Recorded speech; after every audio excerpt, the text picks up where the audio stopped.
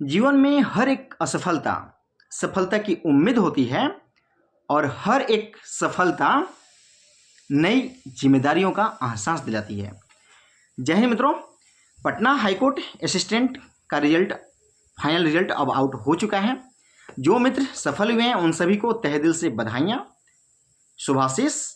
और जो मित्र सफल नहीं हो पाए हैं उनके लिए कुछ सजेशंस रहेंगे इस वीडियो में। तो क्या क्या अभी चीज़ें चल रही हैं, जितने सारे क्वेश्चंस पूछे गए हैं, चाहे वह ईमेल में पूछे गए हों, चाहे वह कमेंट सेक्शन में पूछे गए हों यूट्यूब के, चाहे वह व्हाट्सएप पे पूछे गए हों या फिर फ़ोन कॉल्स पे पूछे गए हों,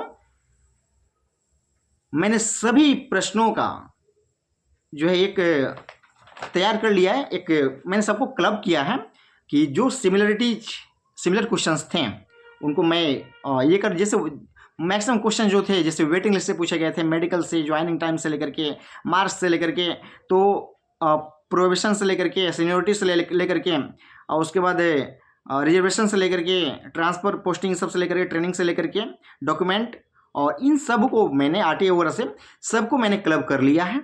और आशा करता हूं कि यह सेशन काफ़ी महत्वपूर्ण रहेगा, काफ़ी फ्रूटफुल रहेगा और आपके हर एक प्रश्न का जो है आंसर इस सेशन में मिल जाए।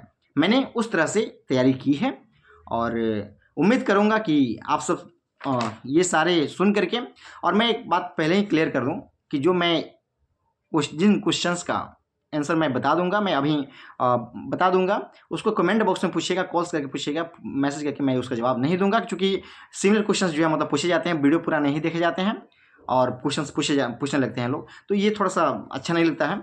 आप लोग जो है पूरा देखिएगा। यदि आपको फिर भी कोई डाउट रहेगा तो मैं उसको क्लियर करूँगा, ठीक है।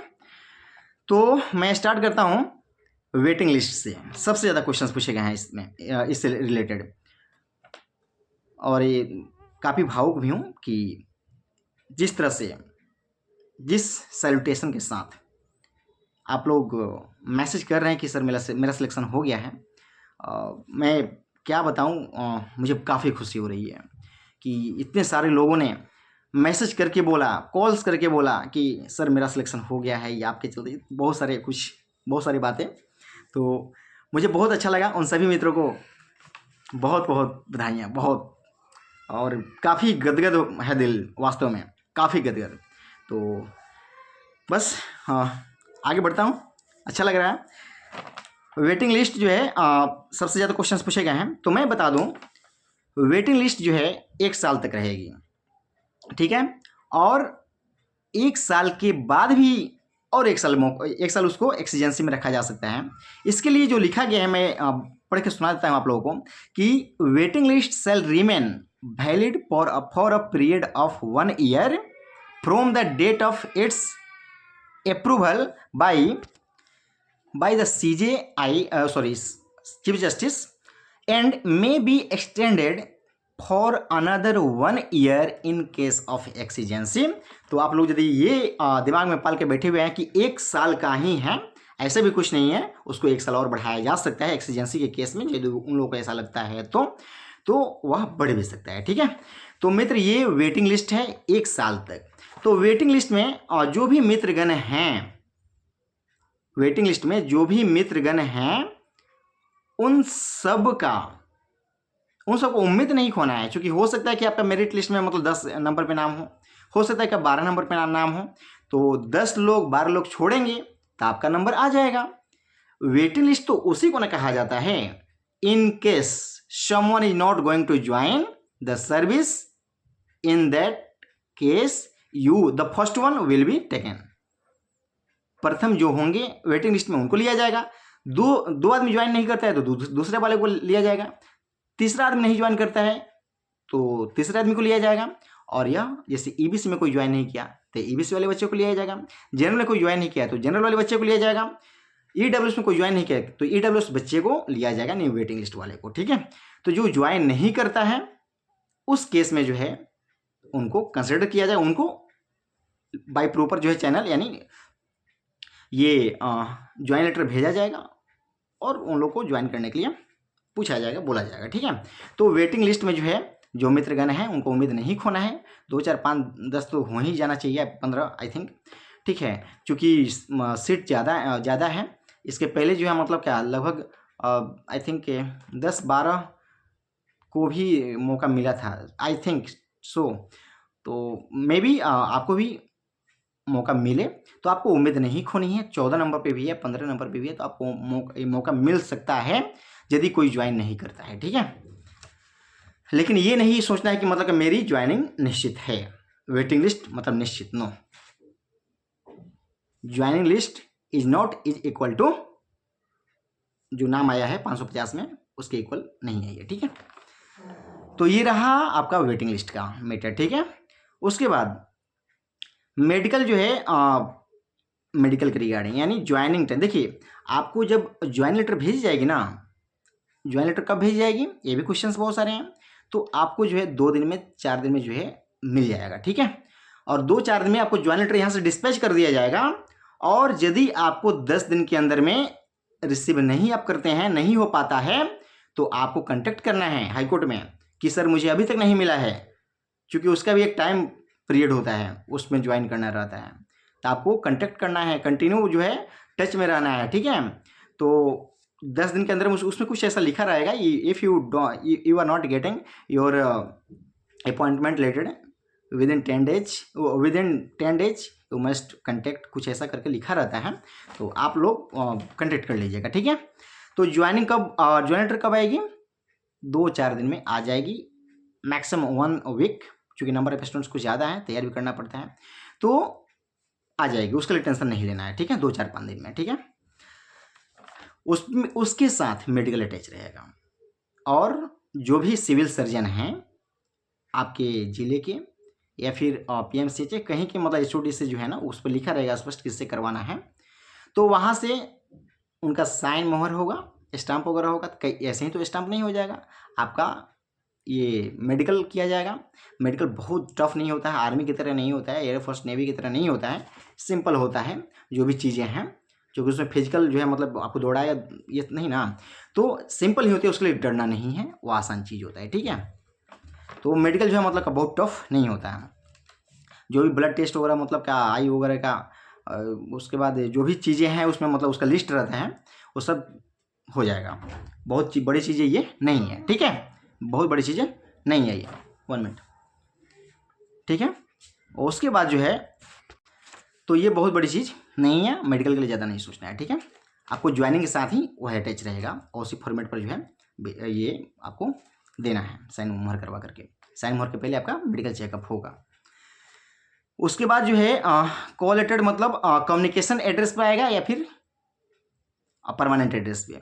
तो आपको जो है जनरली जो है परमानेंट क्या, जिसका कॉरेस्पॉन्डेंस दिया गया होगा, जो दिए होंगे कॉरेस्पॉन्डेंस पर भेजा जाएगा। चूँकि कॉरेस्पॉन्डेंस का मतलब ही होता है कि आप जहाँ पे अभी फ़िलहाल में रह रहे हैं तो वहाँ पे भेजा जाएगा। और इन केस यदि वहाँ पे नहीं भेजा तो परमानेंट एड्रेस पर भेजा जाएगा। आप अपने पोस्टमैन से कॉन्टेक्ट में रहिएगा, ठीक है। अपने पोस्टमैन से आप कॉन्टेक्ट में रहिएगा, मे बी वहाँ भी भेजा जाए, लेकिन कॉरेस्पॉन्डेंस एड्रेस ही तार्किक है यहाँ। उसके बाद जो है ज्वाइनिंग टाइम में भी एक्सटेंडेड, और ओके, इसमें जो है आपको जो ज्वाइनिंग लेटर भेजा जाएगा, क्या उसको एक्सटेंड भी कर सकते हैं, ऐसे बहुत सारे क्वेश्चंस पूछे गए हैं, ठीक है। तो देखिए, एक्सटेंड किया जाएगा, निश्चित तौर पे किया जाएगा। और यह कितने दिनों के लिए किया जाएगा, तो upon the satisfaction of the competent authority, इसको याद रखिएगा।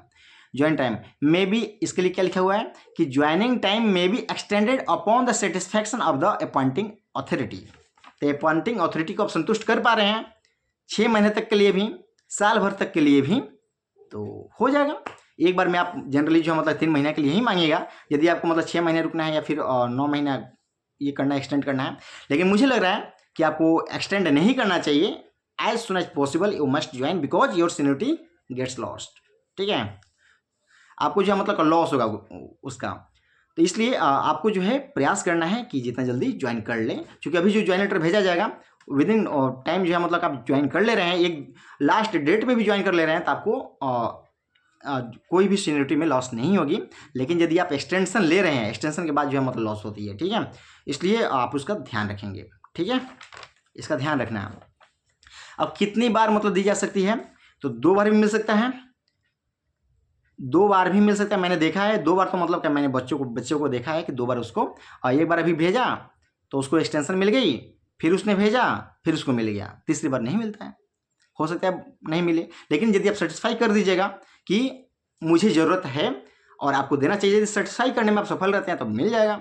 ठीक है, तो यहाँ पे स्पष्ट लिखा हुआ है इसके लिए कि upon the satisfaction of the appointing authority if you are able to satisfy them, वे लोग आपको कंसिडर करेंगे और एक्सटेंड कर देंगे। ठीक है, तो उसके लिए टेंशन नहीं लेना। लेकिन if you are violating the rules and regulations means that whatever has been said in the appointment letter, जो भी कहा गया है, and if you are not getting any letter from high court in that case it will be problematic for you, so you must confirm that I have been given the appropriate time. मुझे appropriate time मतलब प्रदान कर दिया गया है high court के द्वारा, इसको आप सुनिश्चित कर लेंगे। ठीक है, और बाकी बहुत बड़ी चीज़ नहीं है, हो जाता है। ठीक है, हो जाएगा। उसके बाद जो है बहुत लोग का हुआ है, बहुत लोग का हुआ है। आप एक्सटेंशन मांगिएगा, रीजन दे दीजिएगा जिस कारण से भी आप ज्वाइन नहीं करना चाहते हैं, मिल जाएगा जनरली। ठीक है, उसके बाद जो है 2 बार भी मिल सकता है, आराम से मिल जाएगा। लेकिन कोई भी रूल्स का जो है मतलब का वायलेट नहीं कीजिएगा। बोल दिया गया, आप मतलब बोले भी नहीं कि हम मतलब ज्वाइन करेंगे या नहीं करेंगे, आपको विलिंगनेस शो करना पड़ेगा ना, मतलब कि yes I am willing to join the office, आपको बताना पड़ेगा। और आपके पास ज्वाइन लेटर भेज दिया गया and you are not replying anything else to the department, in that condition what the departments will think. ये तो सोचने वाली बात है ना, वे लोग सोचेंगे मतलब हो सकता है मतलब the candidate is not ready to join here, in that case आपका कैंडिडेचर जो है मतलब कैंसिल किया जा सकता है। ठीक है, इसलिए आपको कॉन्टैक्ट में रहना है। यदि आपको एक्सटेंशन भी चाहिए तो तब भी कॉन्टैक्ट में रहना है।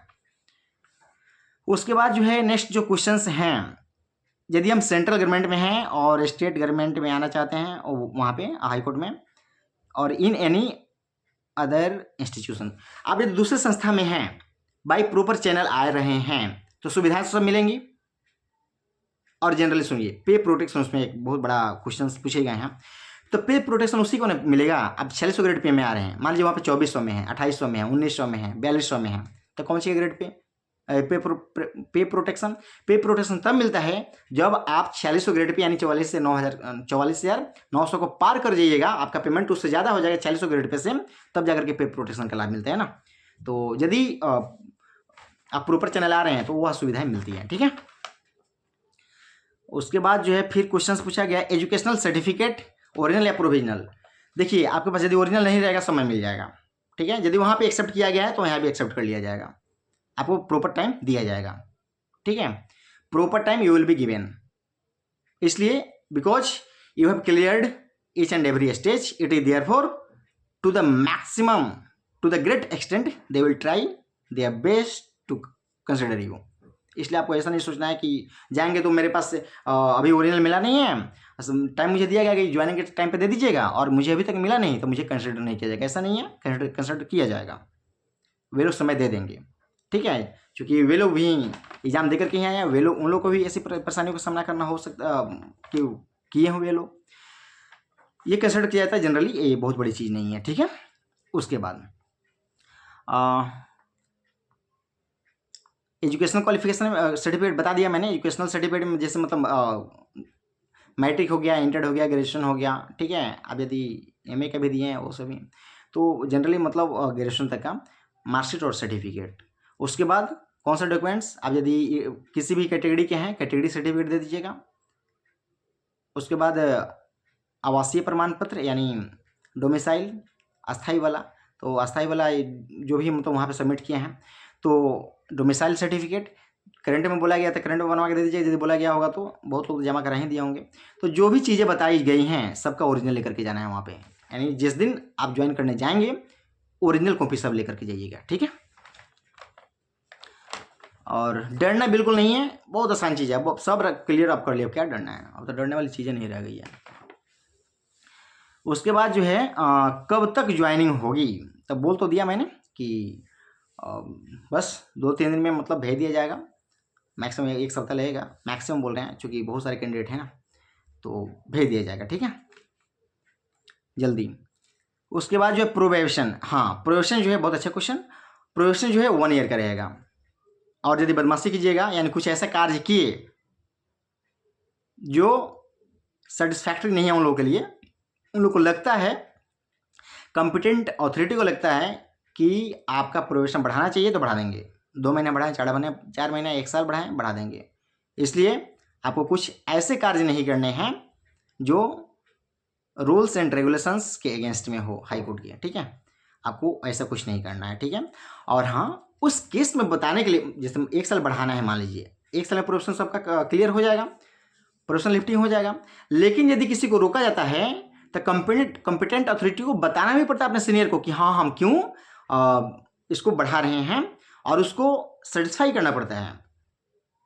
इतना आसान भी नहीं है कि मतलब बढ़ा देना, कि आपको जो भरपूर मौका दिया गया कि नहीं कि हाँ आप अपने आप में सुधार लाइए, यह सब बताना पड़ता है कि हाँ I have given lots of opportunity to the next candidate to मतलब अपने आप को सुधारने के लिए जो भी चीज़ें हैं, जिन चीज़ों के चलते प्रॉब्लम हुई थी उसको सुधारने के लिए मैंने भरपूर प्रयास किया, मैंने भरपूर अपॉर्चुनिटी उनको दिया सामने वाले को। लेकिन यदि नहीं माने तभी बढ़ाया जाता है, बहुत आसान भी नहीं होती है, ठीक है। तो कॉम्पिटेंट अथॉरिटी को भी जवाब देना पड़ता है, और आप यदि करते हैं तो आपको भी जवाब देना पड़ेगा, तो बढ़ा दिया जाएगा 1 साल, ठीक है। और तब भी नहीं सुधरे 1 साल में भी यदि कुछ ऐसा आपने कार्य कर दिया है, तो यदि आप लियन पर कहीं से आए हैं तो वापस उस डिपार्टमेंट में भेज दिया जाएगा। यदि आप या फिर आपको डिमोट कर दिया जाएगा, कब, जब आप वहाँ पर रहते तब ना, तो वहाँ पे तो पहले से है नहीं, तो डिमोशन का भी कोई चांस नहीं है, तो आपको सीधे बाहर कर दिया जाएगा, कैंडिडेचर रद्द कर दी जाएगी, ठीक है। ये 2 साल में भी आपका क्लियर नहीं हुआ तो इसको ध्यान में रखिएगा।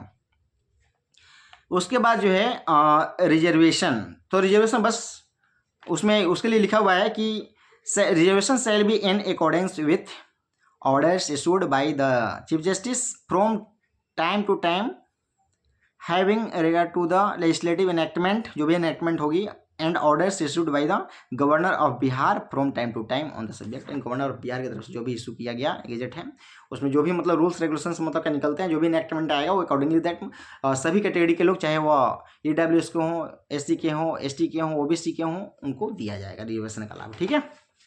रिजर्वेशन का लाभ मिलेगा। सीनियरिटी भैया तो मेरिट वाइज होती है, मैंने बताया ही है, एक्सटेंशन लेकर जाइएगा तो लॉस होगी, इसलिए प्रयास करिएगा जल्दी ज्वाइन कर लें हम। उसके बाद जो है सीनियरिटी हो गया। ट्रांसफ़र पोस्टिंग कहाँ होगा, तो ट्रांसफ़र या पोस्टिंग जो है मतलब इंटरसेक्शन, यानी एक सेक्शन से निकालेगा दूसरे सेक्शन में भेजेगा, दूसरे से निकालेगा तीसरे में भेजेगा, तो आपका वो होते रहेगा, ठीक है, मतलब हाई कोर्ट में ही।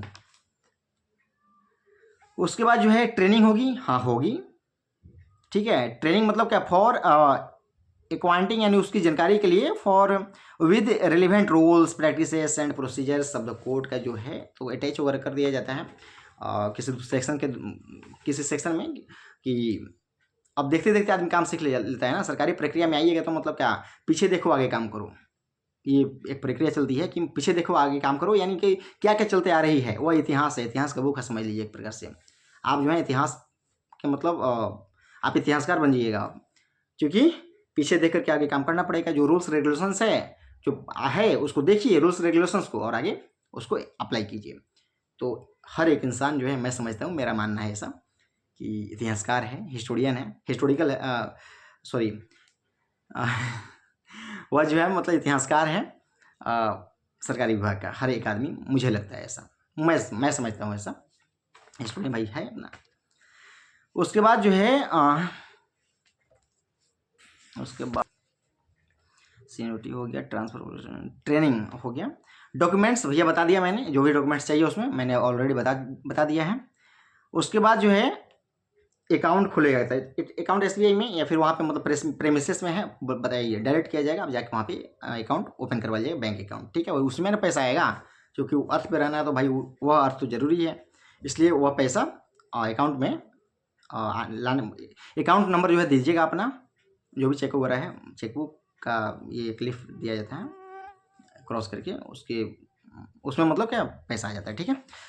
तो ये था अकाउंट। उसके बाद RTI करना है, तो भाई RTI हाँ कंप्लीट हो चुका है प्रोसेस, आप कर सकते हैं, ठीक है। उसका पूछा जा रहा है कि मार्क्स कब तक आएगी, तो मार्क्स जो है आएगी लगभग 1 महीने के करीब, ठीक है, लगभग 1 महीने लगेंगे, आपका मार्क्स शो होने लगेगा। उसके बाद क्वेश्चंस हैं जो मित्र दूसरे डिपार्टमेंट में कार्यरत हैं वे लोग आएंगे तो बाई प्रॉपर चैनल आए होंगे, प्रॉपर चैनल आएंगे, फिर आना है प्रॉपर चैनल।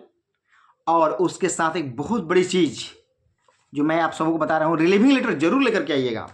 रिलीविंग लेटर नहीं लेकर के आइएगा तो ज्वाइन किसी भी कीमत पर नहीं करने देगा, ठीक है। यानी हाई कोर्ट किसी भी कीमत पर ज्वाइनिंग नहीं देगा, ज्वाइन नहीं करने देगा आपको। इसलिए ज्वाइनिंग लेटर रिलीविंग लेटर आप जिस डिपार्टमेंट में भी है, जिस डिपार्टमेंट से भी आप आना चाहते हैं हाई कोर्ट में, वह रिलीविंग लेटर लेकर के आइएगा। उसके बाद जो है और कुछ चीज़ें तो नहीं छूट रही है ना। ओके, लीव कितने मिलते हैं? तो लीव भैया 16 CL मिलेगा, 2 RH मिलेगा। CL मतलब कैजुअल लीव, RH मतलब रिस्ट्रिक्टेड रिस्ट्रिक्टेड हॉलीडे। उसके बाद आपको 33 EL मिलेगा। उसके बाद 2 जो है विशेष क्या बोले, ये स्पेशल जो है ना लीव मिलती है, महिलाओं को मिलती हैं, यानी मतलब जो भी महिला मित्र होंगी उन लोगों को मिलेगा। 2 जो है स्पेशल जो है CL उन लोगों को शायद मिलता है, ठीक है, महीना में। उसके बाद जो है समर वेकेशन का लाभ जो है अभी आपको नहीं मिलेगा, 2 साल के बाद मिलेगा। 15 दिन का छुट्टी मिलता है गर्मी की छुट्टी में, 15 दिन का छुट्टी मिलता है, लेकिन आप उसको मिलता है जो 2 साल कंप्लीट कर लिया जाता है, ठीक है। उसके बाद अब कुछ तो बचा नहीं ना, एक बार देख लूँ, एक मिनट रुकिए। जो क्वेश्चन एक रहा हुआ है कि जो सेंट्रल गवर्नमेंट या फिर स्टेट गवर्नमेंट कहीं पर भी है तो क्या उसको भी मेडिकल भी प्रस्तुत करना है, और जो भी अटेस्टेशन फॉर्म है उसको भी प्रस्तुत करना है। तो देखिए, आप वहाँ पे प्रोविजन लिफ्ट कर आपका हो गया, लिफ्टिंग हो गया है, और यहाँ पे आप आ रहे हैं, तो ये डिपेंड करता है हाईकोर्ट पे कि आपसे वह मेडिकल और अटेस्टेशन लेता है कि नहीं लेता है। बिकॉज ऑलरेडी आपका वहाँ पे सब कुछ हो गया है, तो यहाँ पे नहीं लिया जाता है। जैसे DOPT का ऑर्डर है, लेकिन हाईकोर्ट मांगेगी तो देना पड़ेगा, क्योंकि मैंने भी 3 बार दिया है, 3 बार लिया है, ठीक है, 2 बार, तो मुझे भी जमा कराना पड़ा है। मैंने भी जमा कराया, क्योंकि नेक्स्ट डिपार्टमेंट जो है बात नहीं मानती है, बाद में वो खुद मतलब उसको एक्सेप्ट कर दिया कि हाँ वो नहीं लेना चाहिए था, ठीक है, अलग बात है। बट मांग देगी तो आपको तो देना है, क्योंकि आप तो न्यू कमर होंगे ना वहाँ पे।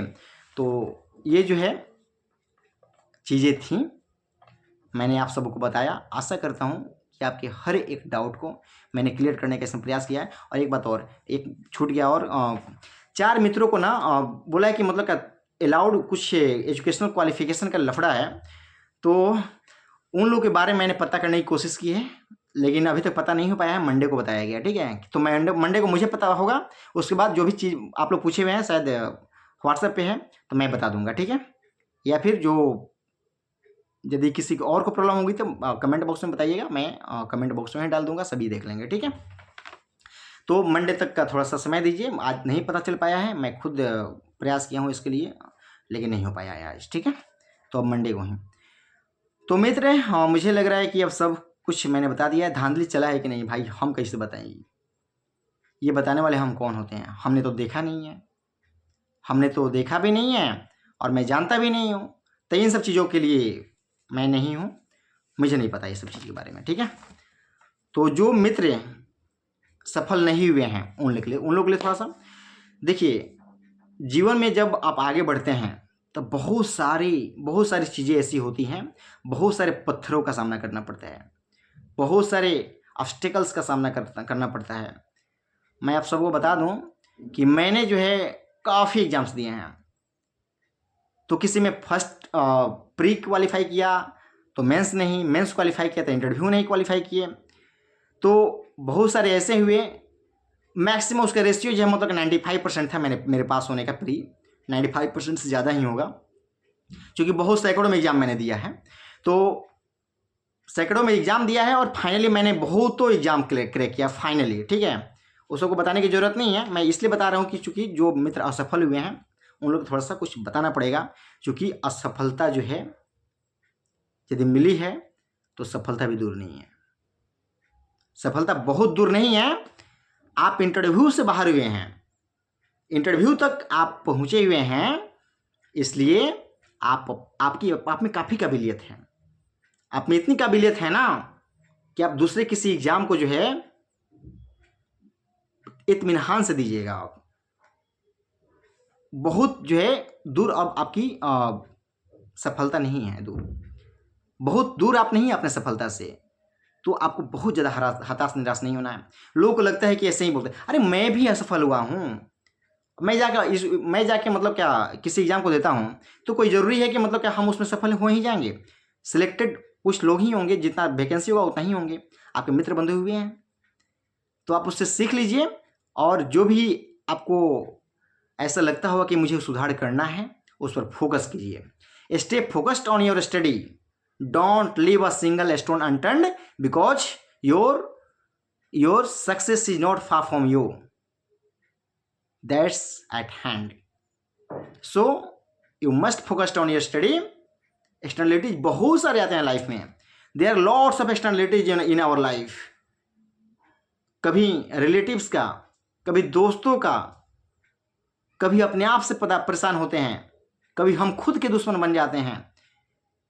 तो बहुत सारी ऐसी चीज़ें आती हैं लाइफ में, बहुत सारी चीज़ें आती हैं, दिक्कतों का सामना करना पड़ता है। तो उन सब से पार पाना है, आगे बढ़ना है। असफलताएं आई हैं तो सफलता भी दूर नहीं है, इसलिए आप लोग प्रयास करते रहिए। एक दिन में नहीं मिलती है, लेकिन एक दिन जरूर मिल जाती है और मिल जाएगी। इसलिए आप लोग ज़्यादा निराश ना हों, निश्चित तौर पे सफलता मिलेगी। और मुझे आप सबों में जो है सफलता की किरण दिख रही है।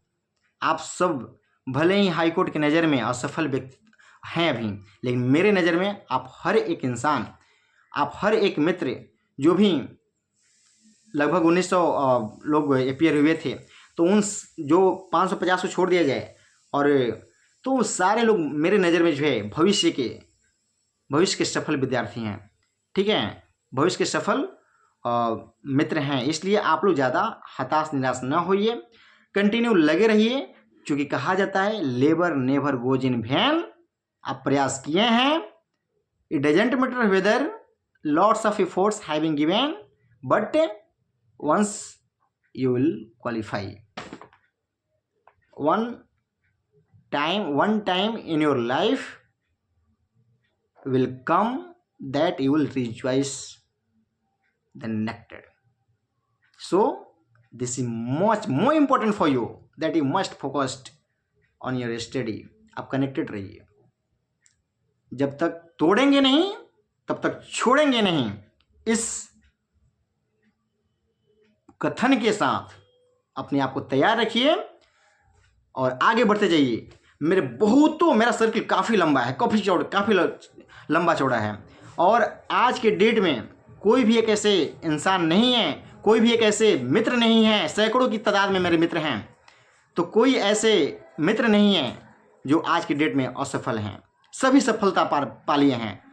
तो वे लोग एक वो जो है ना, मतलब जींस ये हो गया, कितना जींस फट गया, कितना चप्पल ये हो गया उस फील्ड में जा करके तैयारी करते करते, तो आज देखिए सफल हो गए सभी।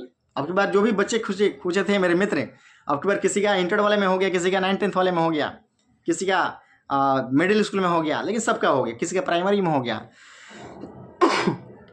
टीचर में, तो सब भी आज सफल हैं। इसलिए आप लोग भी प्रयास करें कि आप लोग निराशा को ज़्यादा जगह न दें अपनी लाइफ में और आगे बढ़ते रहें।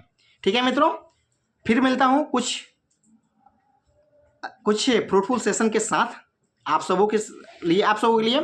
भविष्य में हम आते रहेंगे, जहाँ भी मुझे दिखाई देगा कि मुझे कुछ बताना चाहिए, मैं आप सबों के समक्ष आऊँगा। बार बार आने की जो है मुझे तमन्ना नहीं रहती है, मैं सिर्फ हेल्प करने का सोचता हूँ। मेरा नेचर ही हुआ है कि थोड़ा मैं प्रयास करता हूँ कि मैं दूसरे को हेल्प कर पाऊँ। तो आप लोग थोड़ा शेयर कर दीजिएगा इसको, जो भी मित्रगण ज़रूरतमंद होंगे उनको मिल जाएगा। आप लोग प्रयास कीजिएगा कि अधिक से अधिक इसको शेयर करते हैं। ठीक है, चलिए मित्रों, आप सबको शुभ रात्रि। फिर से उन सभी मित्रों को जो सफल हुए हैं ढेरों बधाइयाँ। पूरा होली कहा जाता है ना कि जबाना अपना रंग सब पर चढ़ाता है कुछ ना कुछ, लेकिन कुछ लोग होते हैं जो अपना रंग जबाने पर चढ़ाते हैं। तो 550 लोग जबाने पर चढ़ा दिए हैं, और जो बाकी रह गए हैं वो अब चढ़ाएंगे। बाकी सभी मित्रगण आप लोग अपना रंग जो है जबाने पर चढ़ा दीजिए। इस तथ्य के साथ, इस जोश के साथ जो है आप लोग आगे बढ़ते रहिए, और एक समय आप लोग भी सफलता को जो है पा लीजिए, और समाज में आप लोग भी एक परचम गाड़ दीजिए, परचम लहरा दीजिए। ठीक है, झंडा गाड़ देना एकदम। ओके मित्र, आप सबों से विदा लेता हूँ। आप सभी को मेरा जय हिंद।